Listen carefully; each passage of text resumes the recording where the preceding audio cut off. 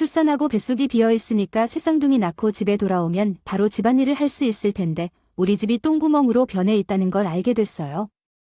남편은 내가 임신 때문에 집안일을 소홀히 했다고 믿었어요. 이제 아이를 낳았으니 그가 한 변명 나는 허약한 몸으로 허드레시를 하며 애쓰는 모습을 가만히 볼 이유가 없었다. 어머니에게 전화해서 주부가 어떻게 해야 하는지 가르쳐 주겠다고 선언했다. 법은 악명 높을 정도로 엄격하고 솔직히 말해서 그의 전화통화 직후 그녀를 대하기가 어렵다는 것을 알았습니다. 그녀는 환한 표정으로 돌아왔지만 일어난 일은 상상도 할 수 없었던 일이었습니다. 제가 부모님을 잃었을 때 나는 어려서 할머니 밑에서 자라드나 고등학교를 졸업하기 전에 돌아가셨고 친절한 이웃들의 도움으로 고등학교를 졸업했습니다. 졸업 후 바로 취직해서 고향을 떠났습니다. 어쩔 수 없이 재산을 팔 수밖에 없었습니다. 할머니 집이라 이제 돌아갈 집이 없어 다행이다. 엘리같이 일했던 사람들도 너무 친절했고 결혼하고 싶었던 사람을 처음 만나 결혼 발표를 하려고 부모님을 찾아갔을 때 만났어요. 엄마의 엄한 표정만 봐도 겁이 나는 남편은 부모님과 함께 살 생각이 없어서 둘이서 결혼 생활을 시작했는데 정말 믿음직한 남편이었는데 집안일은 대부분 해줬는데도 말은 고마웠어요. 남편이 내 요리가 얼마나 좋은지 말해주었고 그것만으로도 결혼 생활이 행복해졌습니다. 결혼 6개월 즈음에 제가 새쌍둥이를 임신했다는 사실을 알게 되었습니다. 자연적으로 새쌍둥이를 임신할 확률은 약 10만 분의 1입니다. 첫 임신이라 의지할 부모님이 없어서 일찍 출산 휴가를 냈어요. 결혼 때부터 잘 대해줬던 남편의 여자 동료가 내 몸으로 변해가는 것 같아 묘한 행복감과 약간의 두려움이 섞였어요. 연애를 시작했다. 몇 달 전에 출산 휴가를 갔다 출산할 때까지 거의 일을 했는데 내 상황에 비하면 엄청나게 강력한 것 같았다. 나는 그녀에게 처음으로 임신했다고 말하며 두려움과 걱정을 그녀에게 표현했다. 내 안에서 작은 아기들이 자라면서 처음으로 그녀의 말이 나를 계속 움직이게 만들었을 때 모두가 긴장했다고 말했지만 남편은 그것을 그런 식으로 보지 않았습니다. 그는 집안일에 사소한 한 바퀴가 있음을 발견할 때마다 내가 게으르다고 비난했습니다. 나는 의도적으로 자르지 않았습니다. 전에는 한 번도 겪어보지 못한 메스꺼움, 속쓰림, 피로를 호소하는데도 불구하고 그는 그것을 상상으로 일축했다. 나는 가족을 위해 일을 하고 있는데 당신이 방치한 집안일을 나한테 하라고. 당신은 하루 종일 누워서 삼시세끼를 먹고 있다. 그리고 낮잠이 너무 게으른 그 사람에게 집안일은 직업이 아니고 여자의 도리였죠. 물론 임신하기 전에는 집안일을 대부분 했는데 제가 이것저것 지적하면 항상 조금씩 도와주곤 하더군요. 집안일은 여자의 몫이지. 당연히 99.9%는 내가 돈 버는 사람이니까 1%의 도움이면 충분해. 더 이상 말다툼을 해도 소용없다는 걸 깨닫고 포기하고 몰래 휴식을 취하면서 그의 요구를 충족시키려고 노력했고 아마도 이 스트레스 때문에 몇 달이 지났을 것입니다. 나는 조산으로 입원했습니다. 새쌍둥이는 아직 너무 작습니다. 조기 출산은 생존 가능성을 감소시킬 것이므로 침대를 완성하라는 명령을 받았습니다. 남편에게 전화로 쉬라고 했더니 교대 근무 마치고 왔는데 병원에 입원도 안 한 상태에서 의사한테 집안일을 피하라고 병원에 있어 달라고 한 거 아닌가요? 의사의 말을 듣고 충격을 받았습니다. 여기 머무르는데 드는 비용이 얼마나 되는지 아시나요? 아프다. 제왕절개 출산은 자연스러워야 해. 자연의 법칙에서 벗어나는 일은 하지 마세요. 부끄러운 일이죠. 제왕절개에 대한 그의 언급은 적어도 설명을 들었지만 분명히 그 어떤 것도 이해하지 못했다는 것을 보여주었습니다. 출산하기엔 너무 이르다. 아기가 내 안에서 자라야 했다. 이번은 단순한 선택이 아니라 필수였다. 새쌍둥이를 낳는 것 외에 제왕절개가 처음부터 계획이었었다면 자연분만을 선호했을 것이다. 새쌍둥이인데 뭐든지 열심히 도와준 남편은 악마로 가득 차 있었어요. 당신은 나를 임신하게 만들었고 이제 당신은 나를 버렸습니다. 그 사람에 대한 분노가 쌓이고 있었습니다. 나에 관한 것이라면 참을 수 있지만 3명의 소중한 새 내 안에서 생명이 자라고 있었어요. 나는 그들을 보호하기 위해 무엇이든 할 수 있었지만 남편이 아무리 설명하려고 해도 듣지 않았고 화가 나서 숨을 쉬기 시작했습니다. 그때 조산사가 방으로 달려들어 남편이 병원에서 쫓겨났습니다. 방에서 나는 그가 이것이 삶과 죽음의 문제라고 말하는 것을 들을 수 있었고 그의 행동은 보고할 수 있을 정도로 위험할 정도로 가까웠습니다. 다른 임신부들은 그에게 너무 불안해서 그가 병원에서 한 가지 문제로 행동한 후 그에게 불평했습니다. 덜 아기들에게 집중할 수 있을 거라 생각했는데 조금 이르긴 했지만 곧 제왕절개를 해야 했기 때문에 건강하게 태어날 수 있을지 걱정이 되었지만 다행히 새쌍둥이는 튼튼하고 건강하게 행복한 아기들이었습니다. 그런데 조산이라 자연분만보다 입원 기간이 길어졌음에도 불구하고 한동안 병원에 입원해야 했습니다. 아기보다 먼저 퇴원했는데 집에 오니 여전히 허약한 상태였습니다. 집이 똥으로 변해 있었다는 걸 알게 됐어요. 너야말로 오랫동안 집안일을 하지 않은 사람이니까 내 잘못은 아니지만 이제 집에 돌아왔으니 빨리 집 청소도 하고 밥도 좀 해줘. 내가 병원에 있는 동안 그 사람이 뻔히 보였어. 빨래는커녕 집안에서는 아무것도 하지 않고 그냥 새 옷을 사서 쌓아둔 것 같았다.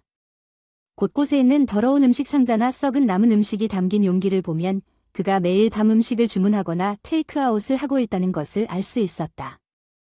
의심할 여지 없이 이 엉망진창으로 인해 지독한 냄새가 난 곳은 하루 이틀 만에 이 엉망진창을 모두 치울 수 있는 방법이 없었고 나는 깜짝 놀라서 거기 서 있었습니다. 그냥 거기 서서 일하러 가지 말고 그 사람은 내가 입원했을 때 한 번도 나를 방문하지 않았고 나를 데리러 오지도 않았습니다.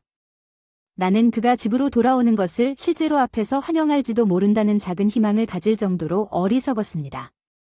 그 사람한테 뭔가 기대를 하긴 했지만 출산 후에도 상태가 아직 안 좋아서 중간에 쉬면서 조금씩 청소를 시작했는데 쉬고 있을 때마다 저를 찾아와서 게으름 피우지 말고 일어나서 요리를 하라고 하더군요. 내가 아무리 내 상황을 설명하려고 해도 내가 우선이어야 한다는 걸 모르냐. 그 사람은 게으름 핑계로 한숨만 쉬고 병원에 있는 새쌍둥이도 방문해야 하고 우유도 짜야 했고 늘 청소만 할 수는 없었어. 집에서 밥을 하라고 했으나 부엌이 쓰레기로 지저분했다. 그런 상태로 음식을 준비하는 것은 좋지 않을 것 같아 미리 조리된 음식을 사서 쇼핑을 했으나 그렇지 않았다. 처음부터 요리할 수 있을 만큼 회복되었으므로 매일 미리 조리된 다른 식사를 고르는 것이 새쌍둥이를 만기까지 데리고 갈 수 없다는 후회가 나를 괴롭혀 밤에 잠을 이루지 못한 것이 나를 느린 회복에 기여했다고 생각합니다.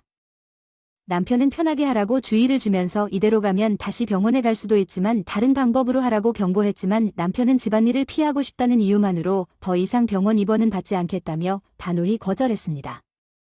몰래 쉬다가 집안일하다 결국 한계에 부딪혀 그 사람이 돌아오는 것도 모르고 잠들었다. 퇴근하고 인사도 안 하고 자고 있다. 당신의 삶은 어떤 삶인지 알고 있는가? 아내로서 어머니에게 너의 게으름을 말하고 바로 잡게 해줄게 그렇게 말하면서 바로 내 앞에서 어머니에게 전화를 했다고 하더군요. 집안일을 피하고 일을 게을리하려고 병원에 입원했다고 하더군요. 산 후에는 핑계로 어머니가 훈계가 엄격했다고 말하곤 했다. 어렸을 때 어머니가 자신을 꾸짖던 기억이 아직도 생생하다. 나는 어머니를 처음 만났을 때부터 위협적이었다고 생각했다. 어머니는 항상 엄하고 다가가기 어려워 보였다. 내 차례가 되어 공장에서 엄한 징계를 받는 것이 겁이 나서 그녀는 다음날 오기로 되어 있었지만 그날 남편은 집을 나가자마자 일과 회의를 핑계로 그녀를 피하려고 급히 집 밖으로 나갔다. 거기 사나운 표정으로 도착하더라. 나는 인사도 하기 전에 혼날 준비를 했다. 너 뭐하냐? 그녀는 내 청소 때문에 욕이 나올 줄 알았다고. 너는 출산을 위해 목숨을 걸고 쉬어야 한다고 그녀는 말했다. 나한테서 진공청소기를 가져가서 앞치마를 씌운 후 청소를 시작했다. 깨끗한 침대에서 충분히 쉴 수 있었는지 묻고 어느 방을 청소할지 먼저 결정했다. 일단 방 중 하나가 깨끗해지면 그녀는 나에게 이렇게 말했다. 거기서 쉬어 괜찮을까 싶었는데 이미 몸은 한계를 비명을 지르며 잠깐만 쉬려고 하다가 깊게 쉬게 됐습니다. 잠에서 깨어나 급히 방에서 식사를 찾으러 나갔더니 그분이 밥만 챙겨준 게 아니더군요. 쌓인 빨래도 따뜻한 식사도 준비했지만 청소할 방은 아직 남아있었지만 집은 살기 좋은 공간으로 변했습니다. 혼자서 모든 일을 해낸 것에 더 감사할 수가 없었고 남편은 그 모습을 보고 집에 돌아왔습니다. 거실과 현관 청소근은 자신의 판단이 옳았다고 의기양양하게 확신했습니다. 우리 엄마는 게으른 아내에게 교훈을 정말 잘 가르쳐 주셨네요. 내가 아내에게 너무 관대했던 것 같아요. 당신에게서 배우고 엄격하게 대할 것입니다. 그녀는 자기가 먹기 시작한 따뜻하고 맛있는 식사를 보고 외쳤다. 갑자기 내밀이 그에게서 식사를 빼앗고 손에서 포크를 빼앗고 먹어도 좋다는 그의 손에서 바닥에 엎드리라고 그녀는 부인할 수 없는 힘으로 남편에게 명령을 내렸다. 의자에서 벌떡 일어나 바닥에 무릎을 꿇은 그녀는 그가 아내에게 도대체 무슨 짓을 했는지 물었고 출산은 생명을 위협하는 일인데 당신이 그런 일을 겪은 아내를 돌보기는커녕 그렇게 했다고 말했습니다.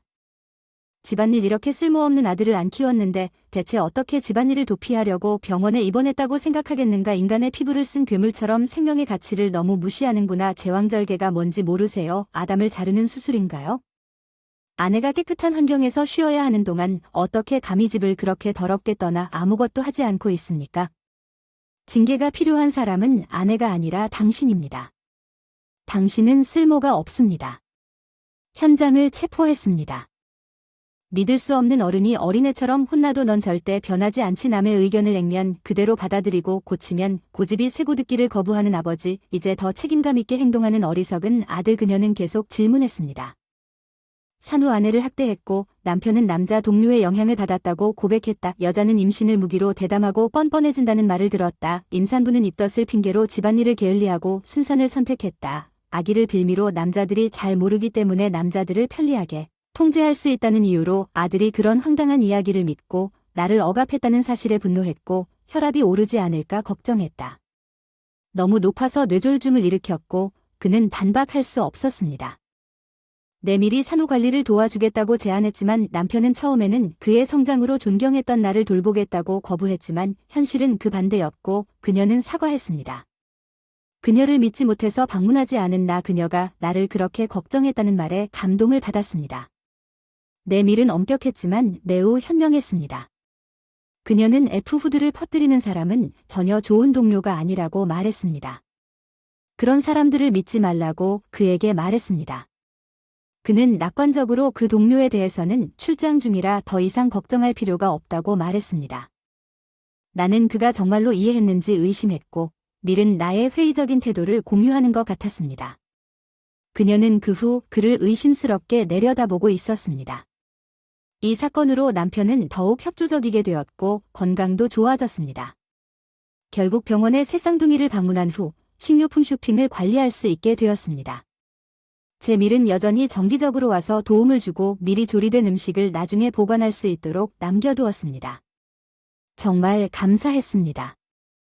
새 쌍둥이가 병원에서 집으로 돌아왔을 때 그녀의 친절함에 대해 그녀는 거의 매일 방문하여 남편에게 처음에는 다이어 변경을 거부했지만 밀즈의 분노를 두려워하여 마지못해 그녀 앞에서 아이들을 세심하게 돌볼 수 있도록 돕기 시작했습니다. 그녀가 떠나면 그는 아무것도 하지 않을 것입니다. 그녀가 집에서 머리와 카메라를 찾기 위해 바쁘게 움직이는 것을 보지 않고도 그의 태도가 분명해졌습니다. 나는 어쨌든 그가 기저귀를 갈아주는 것만으로도 그녀에게 분명했지만 한때 작은 새 쌍둥이는 결국 빨리 자랐습니다. 포기하고 다이어트 지갑과 수유에만 도움을 주었고 밤에 울기 위해 새 쌍둥이 스턴이 다음날 일했다고 주장하고 귀마개를 사용하고 잠에 들었기 때문에 미혼모가 된 것 같은 느낌이 들었습니다. 어느 날 그는 아무렇지도 않게 새 쌍둥이를 언급했습니다. 1살이 됐으니 이제 혼자 감당할 수 있겠네요. 가장 어려운 부분은 아직 남아 있습니다. 그 동료의 영향을 받았다면 또 대화를 하다가 출산 휴가를 마치고 돌아온 여자 동료가 육아가 한 번 더 편해졌다고 하더군요. 아이가 1살이 되었어요. 불안한 첫 임신 때 저를 격려해준 바로 그 동료였어요. 정말 너무 경솔하게 말을 하려니 오랫동안 집안일을 게을리하느라 전속력으로 육아와 집안일은 여자의 일이에요. 그나저나 남자는 아니고 언제 출근하시나요? 애를 셋 낳을 생각은 없었는데 혼자서 먹일 수는 없잖아요. 이 말만 하고는 출장 중이던 동료가 돌아와서 남편의 자리를 채웠을 거라 확신했어요. 더 많은 거짓 후드를 쓰고 그는 옷을 내버려두고 식사 후에는 절대 청소하지 않았습니다. 그는 자기를 위해 모든 것이 이루어지기를 기대하던 시절로 퇴행한 것 같았습니다. 나는 집안일을 하려면 육아에 참여해야 한다고 주장했지만 예상대로 그는 그것을 게으름과 아이들에 대한 관심 부족에 대한 핑계로 표시했으며 내가 가리키면 면도칼과 같은 위험한 물건을 손이 닿는 곳에 두는 경우가 많았습니다. 임신 전에는 내가 처리했었다고 욕을 했고 눈치채는 사람은 치워야 한다고 주장까지 했고 짜증이 나서 나와 아이들을 무시하기 시작했고 바닥에 누워있는 아이들을 밟아버리곤 했다. 조금만 움직이면 밟을 수도 있었을 텐데 좀 조심하라고 했는데 아이들을 보호하고 말리니까 무시하고 고집이 세고 퉁명스러워져서 포기하고 다음날 아침밀에 상담했어요. 와서 아직 자고 있는 남편을 깨워서 자기 집으로 데리고 갔는데 며칠 뒤에 돌아왔는데 남편은 지쳐 보였습니다. 심한 재교육을 받은 것 같았고 내 앞에 무릎을 꿇고 반쯤 울면서 사과하며 상당히 충격을 받고 지쳐 보였습니다. 어머니에게 혼나고 구타당한 충격은 주로 직장에서 어머니에게 꾸중을 받아 화를 냈다는 불평을 직장에서 강의한 것에서 비롯된 것 같다. 그는 회사에서 아내가 얼마나 형편없는 사람인지 토로했다. 나는 최근에 돌아온 여자 동료가 그의 말을 듣고 돌아왔다. 남편이 고개를 끄덕이자 삼둥이에 대한 불평이 분노로 분출했습니다. 3살짜리 아이는 1살이면 보육이 좀 더 쉬워진다고 했는데요. 새 쌍둥이가 아닌 한 아이를 키우는 것이 어떻게 아내를 새 아이와 함께 혼자 둘 수 있겠습니까? 당신은 어떤 아버지입니까? 그녀는 남편에게 말했습니다. 사무실에 있는 다른 남자들조차 그녀가 아직 당신과 이혼하지 않은 것이 기적이라고 놀랐습니다. 문제가 확대되었고 그의 상사도 그를 심하게 질책했습니다. 그가 나와 아이들을 동시에 학대하고 있다는 소문이 퍼졌습니다. 출장 중이라고 주장한 여성 동료에 대한 부적절한 행동으로 해고되었다고 오해했지만 이혼을 처리하기 위한 은폐에 불과했지만 돌아왔을 때 경찰에 연루된 고소장에 직면했습니다.